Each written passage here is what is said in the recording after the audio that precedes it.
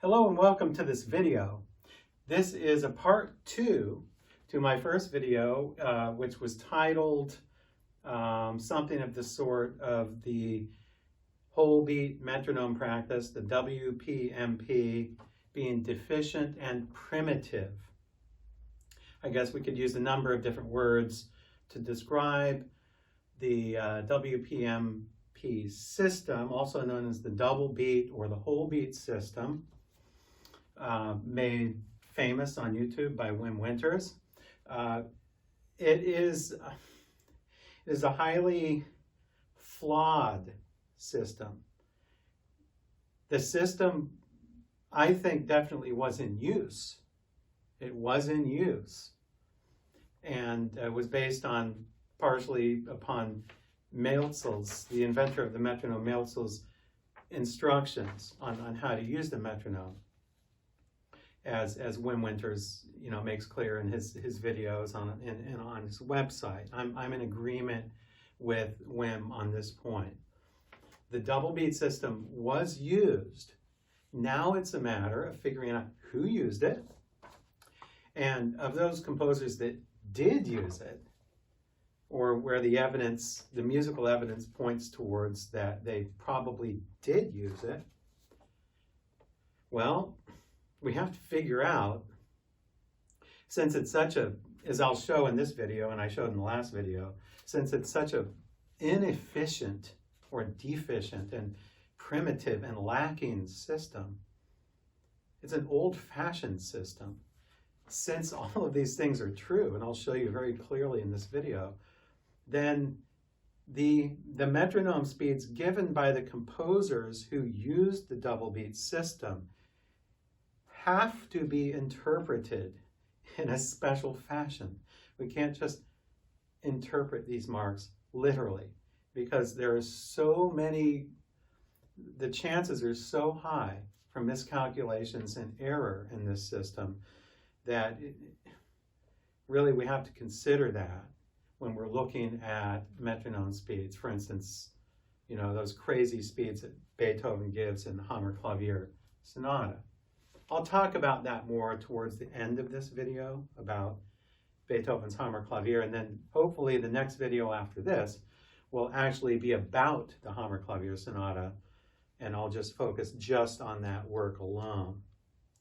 But in this video here, part 2 of how inefficient or deficient and primitive the system is, I want to turn our attention towards a piece that we're all familiar with. We all know it, and it was in existence since the 1700s. Jesu, Joy of Man's Desiring by Bach. Now, let's assume you have two editors, two piano teacher pedagogues, one living in 1820 Vienna and one living in 2020 New York. Let's assume that this pedagogue in 1820 Vienna uses the double beat system. Let's assume that the 2020 pedagogue in New York uses the single beat system that we're all familiar with today. Okay, that's just an assumption. Now, if you assume those two approaches from 200 years apart, and let's also make this assumption. Let's just suppose that both of these editors would like to make an edition of Bach's Jesu, Joy of Man's Desiring for piano students. And they want to assign metronome speeds. We're assuming that the double beat, the pedagogue who uses double beat only really knows double beat. He only is ingrained in that system. He can't think outside that system. On the other hand, the single beat editor here is like we all are today. That's just natural for us to think in single beats. So now the question is this, and the topic of this video is what each of these editors would have to do to assign the desired metronome speed for Jesu, joy of man's desiring. Now, the actual speed, the actual tempo of Jesu, joy of man's desiring is irrelevant at this point. It doesn't matter.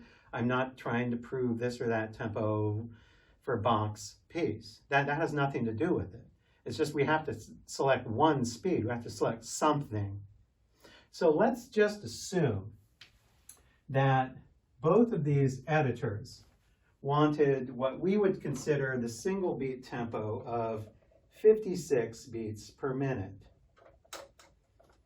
Okay, it's not, I think this is a little slow for Jesu, but it could be any piece. I'm just picking Jesu because it's a very familiar piece to everyone. So I'm going to put it on 56.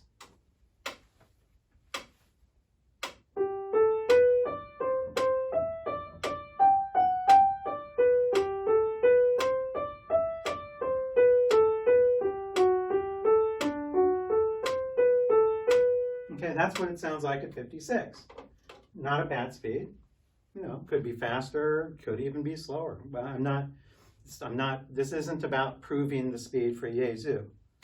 Okay, let's just assume that this editor wants that speed, that exact speed, and this editor wants that exact speed. They both want the same speed. They desire Jesu to be played by piano students at that speed, exactly at 56 beats per minute.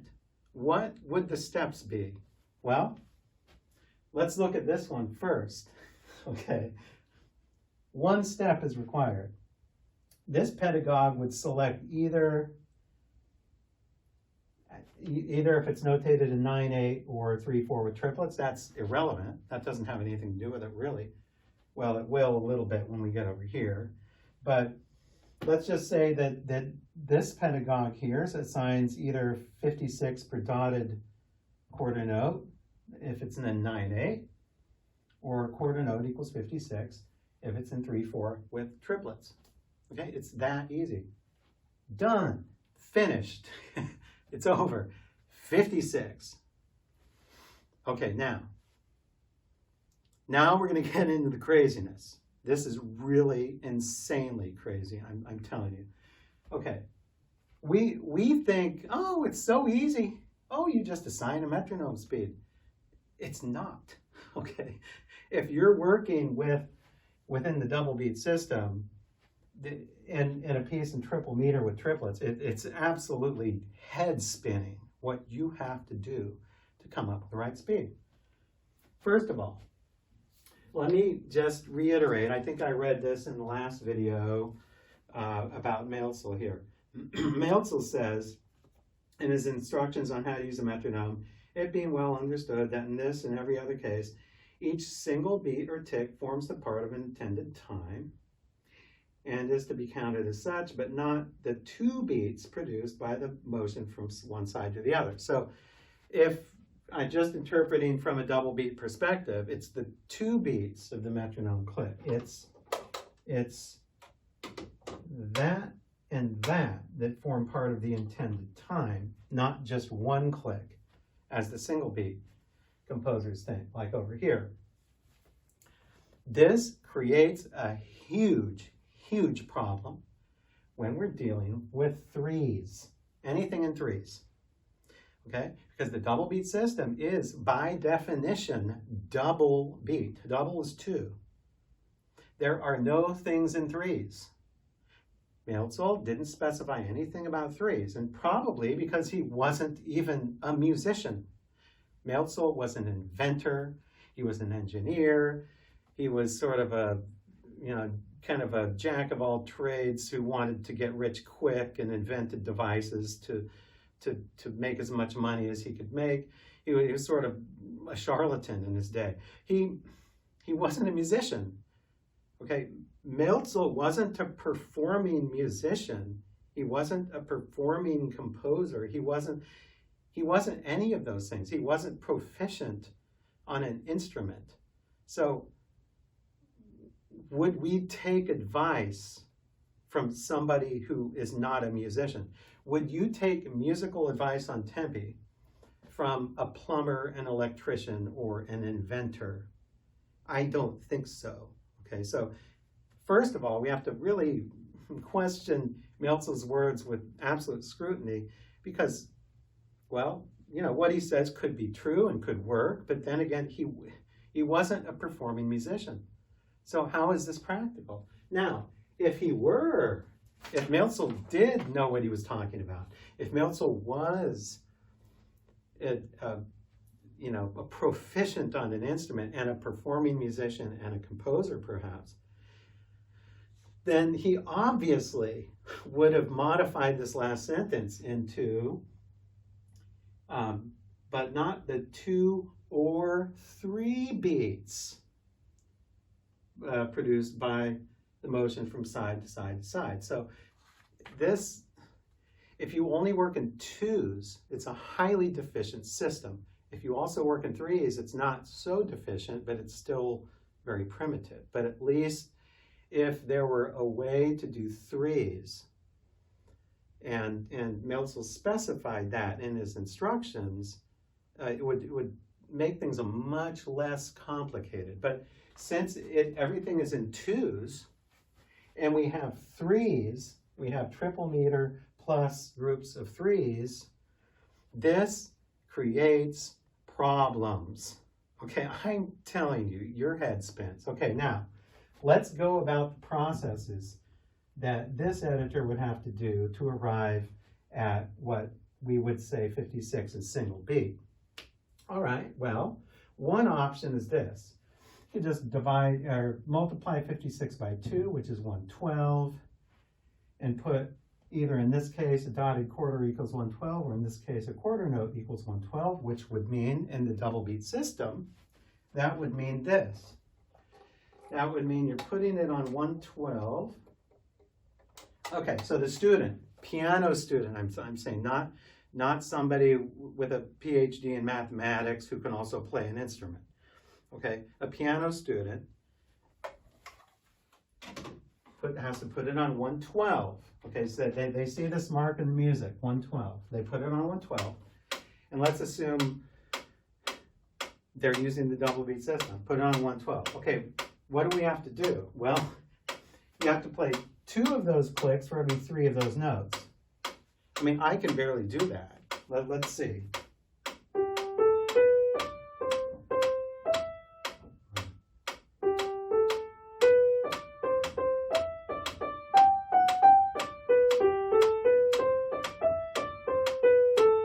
I mean, you can sort of do it. You can get into the swing of it when you start playing a couple measures.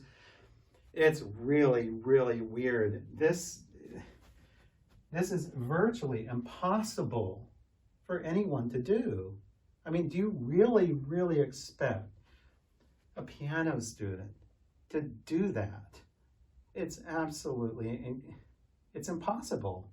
You can't, or if it's not impossible, it's just highly, highly unlikely that any student would be able to do that, to put it on 112 and play in 3 against 2 polyrhythms.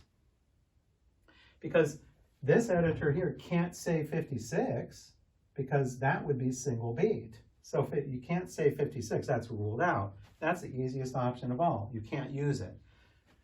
Since this 112 in double beat is absolutely insanely difficult and virtually impossible and highly impractical, even if it can be done, then there's really only one other option. Well, most of the time in triple meters or 9/8 that are not adagios, okay, not adagios, non-adagios. Adagio would usually be indicated with the 8th note speed as the beat, as like in Beethoven's Hammerklavier Sonata in the 3rd movement, for instance. Okay, this is a little faster than adagio, so in this case, the only other option would be assigning a value to the measure. The measure here is the dotted half note. In Bach's original notation of 9/8, it's impossible, because if it's in 9/8 time, there's no note value that denotes the whole measure. a composer would have to put something like a dotted quarter plus a dotted half equals whatever the speed is. You see, so that's why I translated this 3/4 time, because the first problem encountered in double beat, if the composer or editor wanted to indicate a speed for the whole measure in 9/8, it's impossible because you can't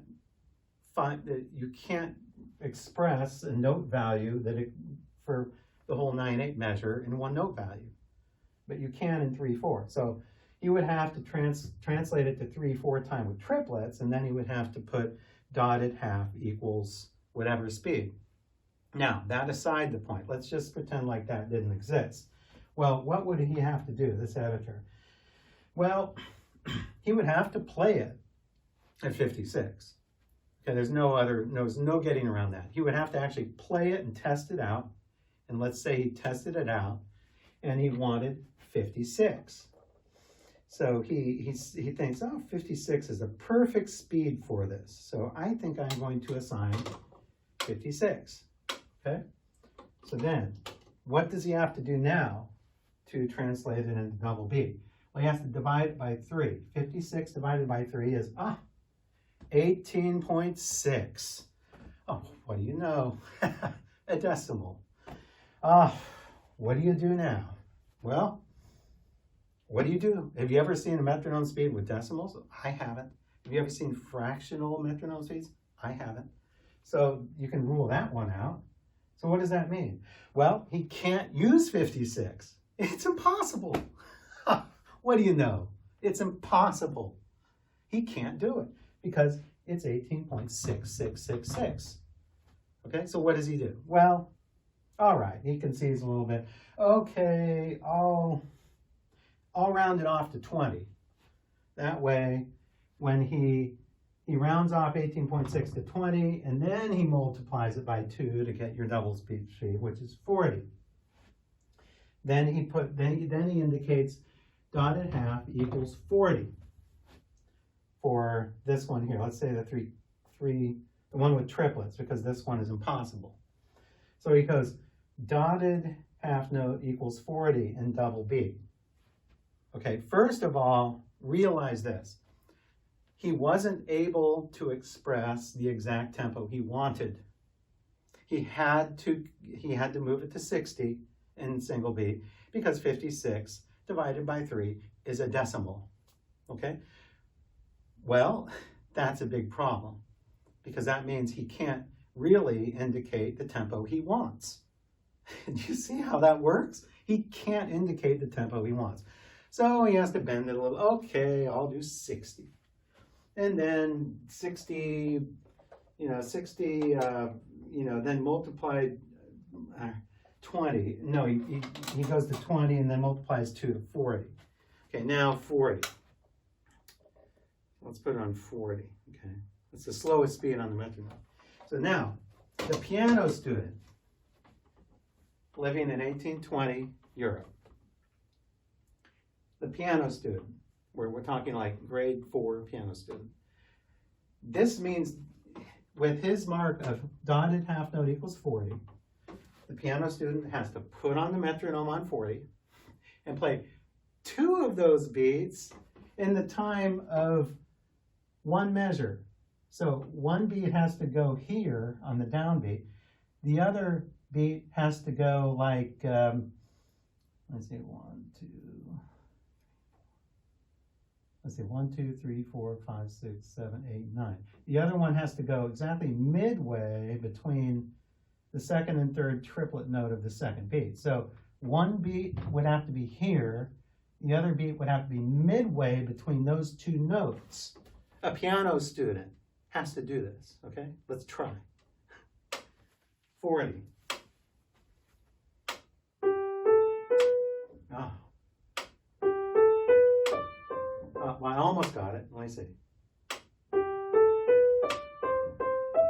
I'm almost got it. You can sort of play around with it, and you can sort of aim. You can do it if you try it about 10 times. You can sort of do it where a beat is here and then a beat is midway between these 2 notes. Do you think that's very practical? Absolutely not. It is absolutely not possible. This is absolutely ridiculous.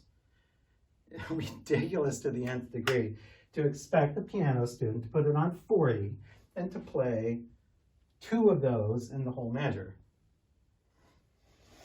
Virtually impossible. What do you do? Okay, what do you do? There are no other options. There are no other options. What do you do? Well, I guess the piano student could, if the piano student had a good teacher, you know, the teacher would say, well, student, all you have to do is, well, to get the right tempo, you have to, you just have to multiply that by 2 and divide it by 3, and then put a metronome on that speed, and then you have your speed. Okay, this is insane. This is absolutely insane. Do you really expect piano students to have to go through calculations to get to the right speed?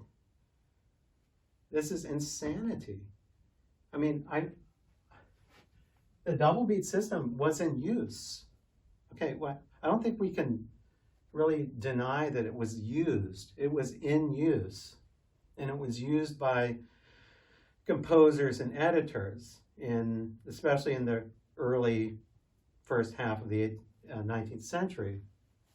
But it's virtually impossible to indicate the proper speed.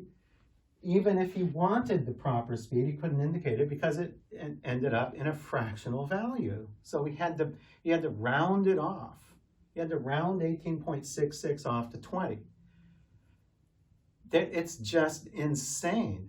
This system is, it's just, I don't know what to say. It's such a deficient and primitive and convoluted system that, you know, when you look at this guy here, 2020 New York, he just assigns 1 speed, he's done.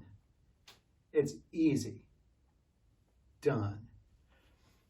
This guy over here, it's just, it spins your head. There's no way of doing it. You can't do it. You can't indicate a tempo for piano students to play Bach's Jesu, Joy of Man's Desiring. You can't do it. It's impossible. Or perhaps if it's possible, it's highly, highly improbable that that would ever occur in real music. So, my next video, hopefully my next video in this series, will be on Beethoven's Hammerklavier Sonata. Actually, I used a Kalmus edition here. This old edition I had in high school. An old dog of ours started eating away at this. I still have it, so it's got sentimental value. Anyway, opening up to the Hammerklavier Sonata in measure, let me see. I want to look I want you to think about these things. Think about these things until my next video on this topic. That look at the 3rd movement of Beethoven's Hammerklavier, okay? Not the beginning, because it just has 8th notes or quavers in the beginning, and it has mostly just 8th notes and 16th notes, or quavers and semiquavers, up to about measure 44. If you look at bar 44 through like about bar, 50 in the 50s here, you can see triplets. It's an adagio though. So you have 1, 2, 3, 1, 2, 3, 1, 2, 3, 1, 2. It's like virtually the same as this, except it's the triplets are 16th notes, and it would be kind of like having a 6, well, it is in 6/8 time. It's like a slow 6/8 time with triplets. Okay, that's really important, because understanding that this is impossible or very highly impractical and difficult to work with, what kind of problem do you think Beethoven had in trying to indicate a speed for this movement, considering these measures here? So you have to find a tempo that accommodates triplets and quadruplets. the 32nd notes here, the hemi, demi, semiquavers. Okay, so you have to find a speed that accommodates all those things in a compound meter, a tempo that people can understand and be able to play. Okay, the next problem is this. The next problem is the second movement. Okay, the second movement of the Hammerklavier, okay, I want you to think about this until our next video. Look at this. This is exactly the same thing. If you look here, when the triplets start in the left hand, rolling triplets in the left hand, here, da da da da da da da da da da da. Da, da, da, da, da, da, da, da, da, da, da, da. It's exactly the same. This is a 3/4 with triplets, just like this would be. Okay, just like Jesu Joy Manzeseinrich. If this is virtually impossible or highly impractical to work with a metronome, what do you think this is? Okay? Think about that. Think about that. It's not as easy as you think. Okay? We're so used to getting everything done quickly, like this editor in 2020 New York. We're so used to that. You don't realize all of the steps involved with dealing with triple meters and or pieces with triplets in the beats. The double beat system is based in twos. That is totally incompatible with anything with threes. Okay? Now, think a little about those two movements from the Hammerklavier Sonata. They're virtually identical to this rhythmic configuration here. So that puts a whole new perspective on things. A whole new perspective. Try to imagine this. Imagine if Beethoven used single beat, like this editor over here. Do you really think he would have much problem indicating good metronome speeds? No, absolutely not. It's a piece of cake. It's easy. If you go to this system here, you can say, oh, that explains it. That explains why those metronome marks were so crazy. Because he didn't know what the hell to do. I mean, it's such a crazy system. It's convoluted, it's difficult, it's primitive. How in the hell is anybody supposed to mark anything using this system? This system is highly, highly superior. Okay, so between now and the next video, when I talk about the Hammerklavier, think about that. Think long and hard about what Beethoven had to deal with. Okay, he was a highly intelligent person, a great composer, as we all know. But he was working, assuming that he used double beat, he was working within the system, within the confined parameters of a flawed system. A flawed system. That's why, at least my theory says, that's why those metronome marks in the Hammerklavier are so insanely crazy. Because he was working with a flawed system. Had he been working in this system, it would have been so easy. And there probably would have hardly been a debate today about speeds. So in the meantime, I want you all to look at the Hammerklavier Sonata and view it through the lens of somebody who's steeped in the double beat system, who knows nothing other than that. You don't know the single beat system because it hasn't been used yet. All you know is this system, and you have to assign good speeds, performing speeds that performers can actually do to the music. It can't be done here, and it can't be done in at least the second and third movements of the Hammerklavier Sonata. So that wraps up my video for today. Thank you for joining me, and until we meet again.